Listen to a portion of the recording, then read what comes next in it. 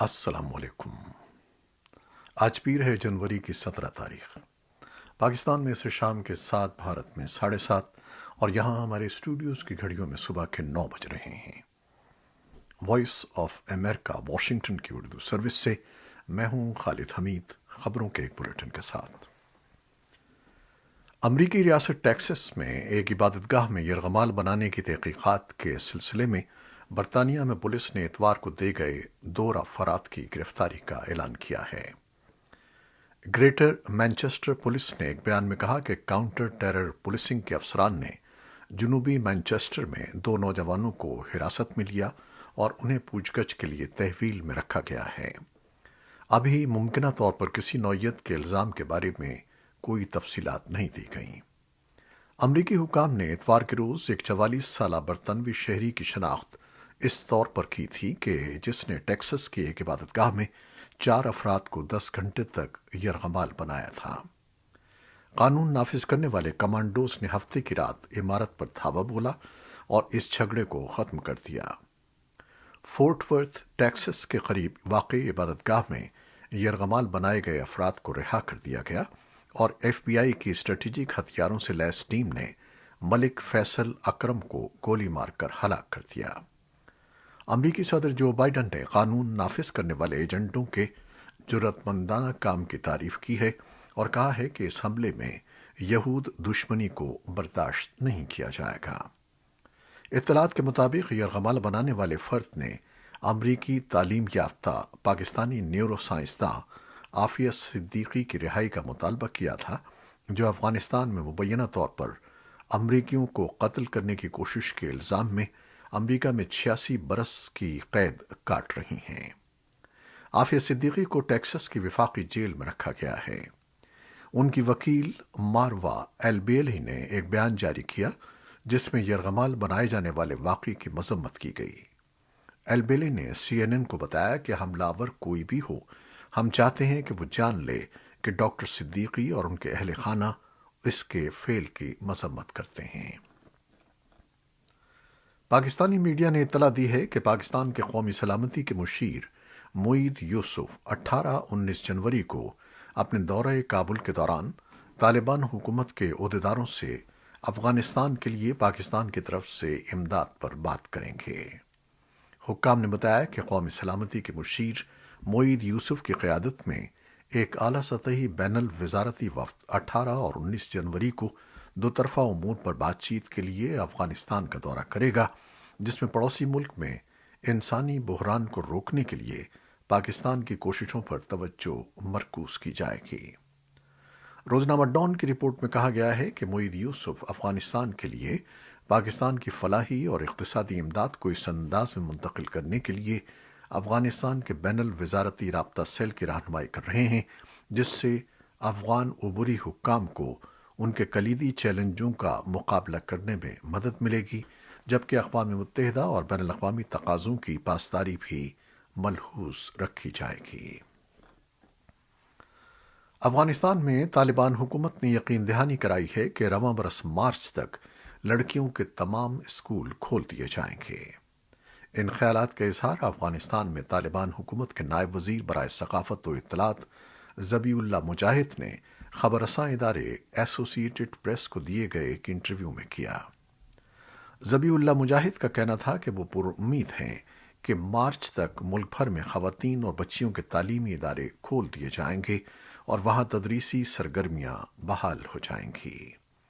گزشتہ برس اگست میں طالبان کے کابل پر قبضے کے بعد افغانستان کے بیشتر حصوں میں لڑکیاں اسکول جانے سے قاصر تھیں، جبکہ صرف 7ویں جماعت تک بچیوں کو اسکولوں میں آنے کی اجازت دی گئی تھی۔ بین الاقوامی برادری نے تاحال افغانستان میں طالبان حکومت کو تسلیم نہیں کیا ہے۔ عالمی برادری کا اصرار ہے کہ طالبان ملک میں جامع حکومت کے قیام کے علاوہ خواتین کو بھی حقوق دیں۔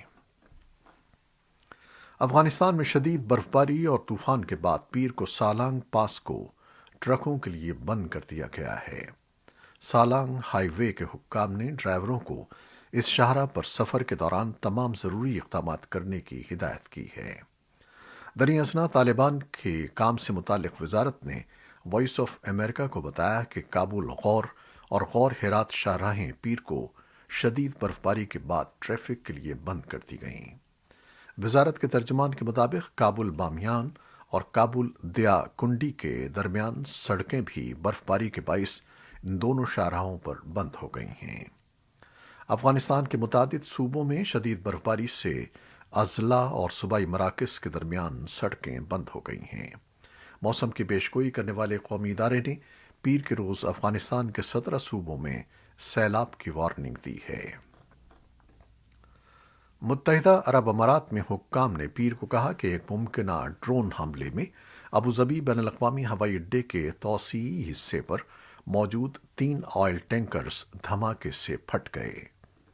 سرکاری خبر رساں ایجنسی ویم نے کہا ہے کہ دھماکے میں کم از کم 3 افراد ہلاک اور 6 زخمی ہو گئے ہیں۔ ہلاک ہونے والوں میں 2 بھارتی اور 1 پاکستانی شامل ہے۔ پولیس کا کہنا ہے کہ واقعے کی ابتدائی تحقیقات سے پتہ چلتا ہے کہ ممکنہ طور پر ڈرون دھماکہ قریبی آگ کی وجہ سے ہو سکتا ہے۔ یمن کے حوثی باغیوں نے پیر کو کہا کہ گروپ نے متحدہ عرب امارات کے اندر حملہ کیا، لیکن بہت کم معلومات تھیں۔ متحدہ عرب امارات کے حکام نے حوثیوں کے حملوں کے سابقہ دعووں کی تردید کی ہے۔ متحدہ عرب امارات کی افواج سن 2015 سے حوثیوں کے خلاف لڑنے والے سعودی قیادت والے اتحاد کا حصہ ہیں۔ آج مارٹن لوتھر کنگ کی 93ویں سالگرہ منائی جا رہی ہے۔ اس موقع پر اٹلانٹا کے میئر، جارجیا کے گورنر اور امریکی سینیٹر رافیل وارنک اٹلانٹا کے ایبنیزر بیپٹسٹ چرچ میں مارٹن لوتھر کنگ جونیئر کی سالانہ تقریب میں شرکت کر رہے ہیں۔ مارٹن لوتھر کنگ جونیئر پادری شہری حقوق کے رہنما نے اپنی زندگی نسلی مساوات کے حصول کے لیے وقف کر دی تھی۔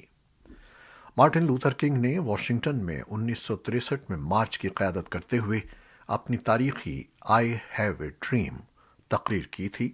1964 میں امن کے نوبل انعام سے انہیں نوازا گیا تھا اور 1968 میں میمفس میں کم تنخواہ والے صفائی کے کارکنوں کی ہڑتال میں مدد کرتے ہوئے انہیں ہلاک کر دیا گیا۔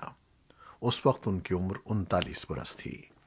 کنگ کی مثالی شخصیت اور پرامن احتجاج کے لیے ان کی جدوجہد شہری حقوق اور سماجی تبدیلی کے لیے متعدد ایکٹیوسٹس کو متاثر کرتی ہے۔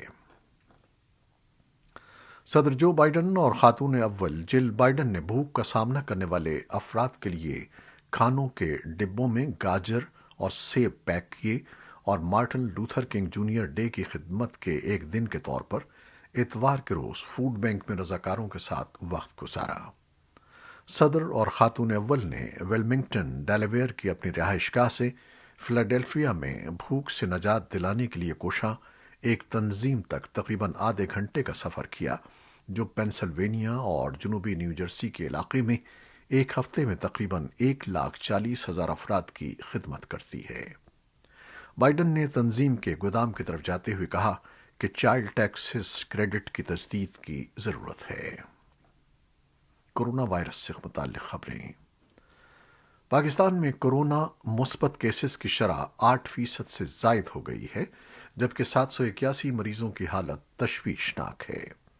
سرکاری اعداد و شمار کے مطابق پاکستان میں گزشتہ 24 گھنٹوں کے دوران 49,809 ٹیسٹ کیے گئے، جن میں 4,340 افراد میں کورونا وائرس کی تصدیق ہوئی ہے۔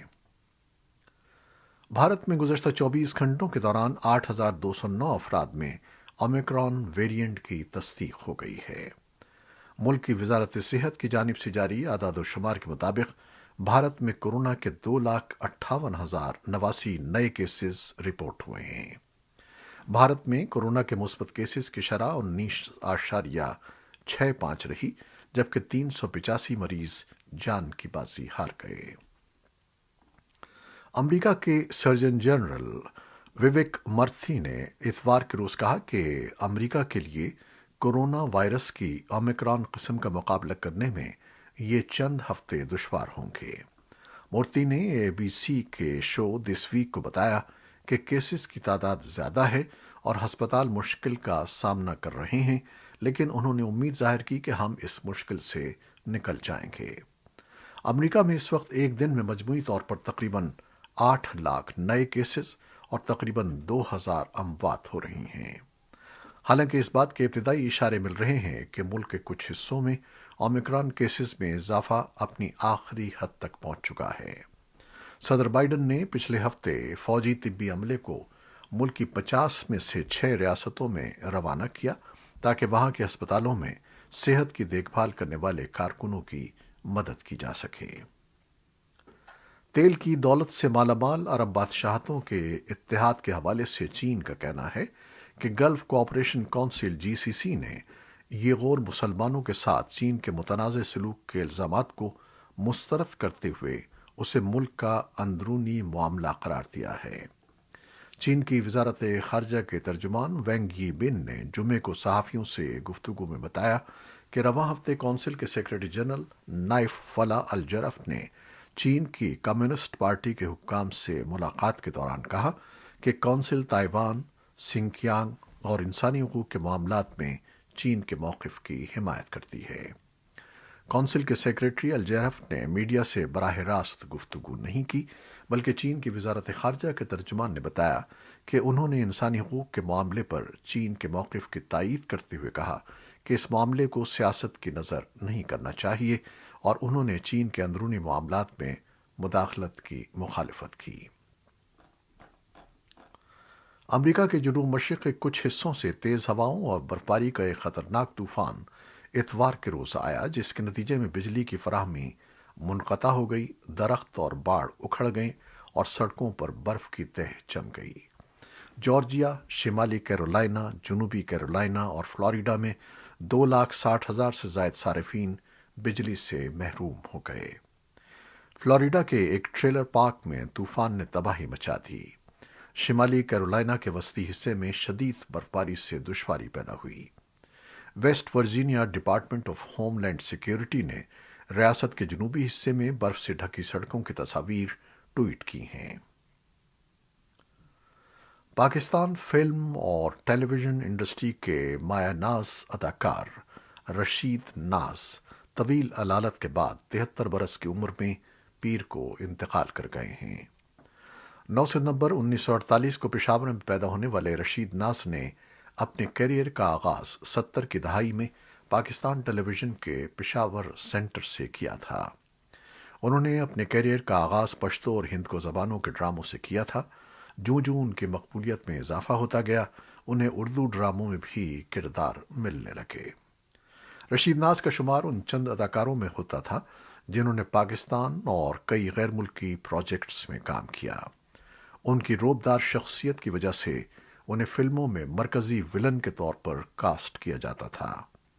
رشید ناز نے پاکستان کے ساتھ ساتھ غیر ملکی فلموں میں بھی اداکاری کی، جس میں بالی ووڈ فلم بیبی اور انگلش فلم قندھار بریک قابل ذکر ہیں۔ یہ تھیں وہ خبریں جو فیس بک لائیو پر ہم نے آپ کے لیے پیش کی۔ ہماری ویب سائٹ، یوٹیوب اور پوڈ کاسٹ پر یہ بلیٹن پوسٹ کر دیا جاتا ہے۔ آپ ہمارے اس بلیٹن کو شیئر کرتے ہیں اور اپنے کمنٹس میں محبت کا اظہار کرتے ہیں۔ ہم اس کے لیے آپ کے بہت مشکور ہیں۔ اپنی محبتوں کو جاری رکھیے گا۔ خالد حمید اب اجازت چاہتا ہے۔ اللہ حافظ۔